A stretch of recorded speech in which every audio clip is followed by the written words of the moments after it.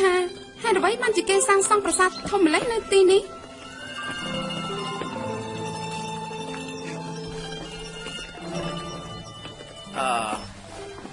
ឪពុកម្ដាយខ្ញុំតែងតែប្រាប់ខ្ញុំថា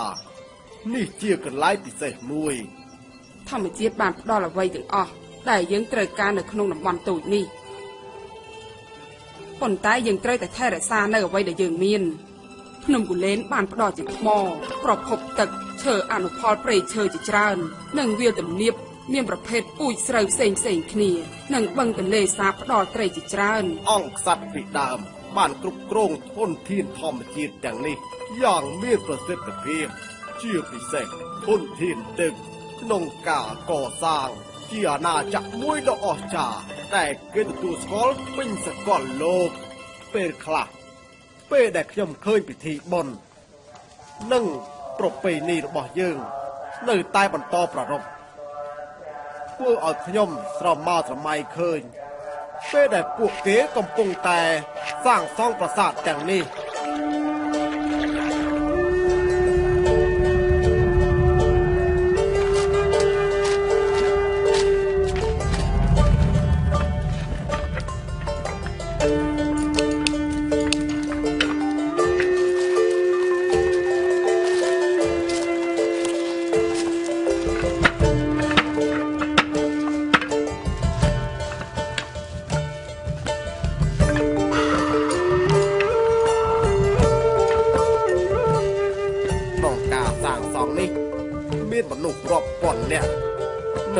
ពេលអស់រាប់រយឆ្នាំឯណោះពេលនោះវាជាទីក្រុងធំជាងគេអស់នៅលើពិភពលោក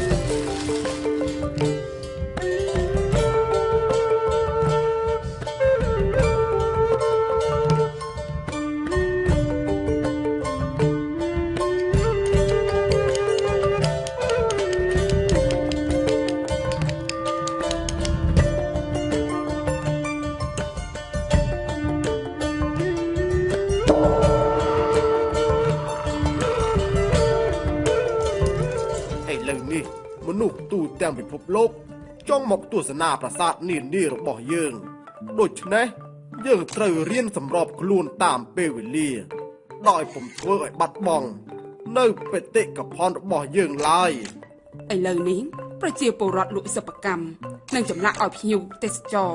ប៉ុន្តែការរកឈើមកឆ្លាក់ជាបញ្ហាប្រឈមមួយប្រសិនជាយើងមិនយកចិត្តទុកដាក់ក្នុងការថែរក្សាសម្បត្តិធម្មជាតិឲ្យបានត្រឹមត្រូវនិងបំពេញវាជាថ្មីទេនោះបេតិកភណ្ឌធម្មជាតិរបស់យើងអាចនឹងបាត់បង់ភ្ញៀវទេសចរជាច្រើនចង់ភ្លក់អាហារប្រពៃណីរបស់ខ្មែរដែលបានជួយក្នុងការកសាងអាណាចក្រមួយនេះកសិករនៅតែប្រើគោក្របីក្នុងការភ្ជួររាស់ដីស្រែនិងដំណាំផ្សេងទៀតហើយឥឡូវនេះអាជ្ញាធរអប្សរាបានព្រួយផ្ដើមជួយយើងរកចំណូលបន្ថែមដោយប្រើរទេះគោនោះសម្រាប់ដឹកភ្ញៀវទេសចរជិះកម្សាន្តតាមភូមិហើយយើងខំធ្វើអាហារបែបប្រពៃណីបន្ថែមទៀតសម្រាប់លក់ឲ្យភ្ញៀវទេសចរអាជ្ញាធរអប្សរាបានជួយក្នុងការរចនាម៉ូដផ្ទះបុរាណខណៈពេលដែលជំរុញលើកកម្ពស់គុណភាពនៃជីវិតកាន់តែប្រសើរឡើងជាមួយនឹងការប្រើប្រាស់ធុងចម្រោះទឹកស្អាតនិងថាមពលពន្លឺព្រះអាទិត្យមានបញ្ហាមួយចំនួនពិតមែនប៉ុន្តែវាជាបេតិកភណ្ឌរបស់យើងហើយវាជាការទទួលខុសត្រូវរបស់យើងទាំងអស់គ្នាណែតើពួកឯងគិតថាយើងអាចធ្វើអ្វីខ្លះទៀតដើម្បីចូលរួមក្នុងការថែរក្សាបេតិកភណ្ឌរបស់យើងខ្ញុំនឹងឈប់ប្រើឧបករណ៍ខុសច្បាប់បាញ់សត្វនិងនេសាទត្រីទៀតហើយខ្ញុំយល់ហើយហេតុអ្វីបានជាឪពុកម្ដាយខ្ញុំចង់ឲ្យខ្ញុំសាងភ្នោះហើយខ្ញុំចង់ចាំថាប្រាសាទនិងវត្តអារាមនានាជាកន្លែងពិសេសនៃការគោរពបូជាអូអញ្ចឹងខ្ញុំអាចដាំឈើជាមួយមិត្តភ័ក្តិរបស់ខ្ញុំដូច្នេះយើងនឹងមានមនុស្សផ្លែឈើសត្វនិងឈើសម្រាប់ពេលអនាគត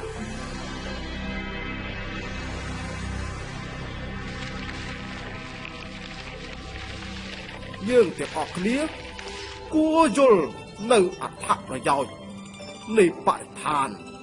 សេដ្ឋកិច្ចនិងវប្បធម៌ដើម្បីថែរក្សាបេតិកភណ្ឌរបស់យើងអាជ្ញាធរអប្សរា អាជ្ញាធរមូលដ្ឋាននិងស្ថាប័នពាក់ព័ន្ធ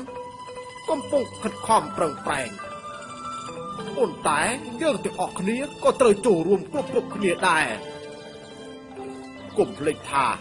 យើងជាផ្នែកមួយនៃបេតិកភណ្ឌហើយបេតិកភណ្ឌគឺជាផ្នែកមួយនៃពួកយើងទាំងអស់គ្នា អ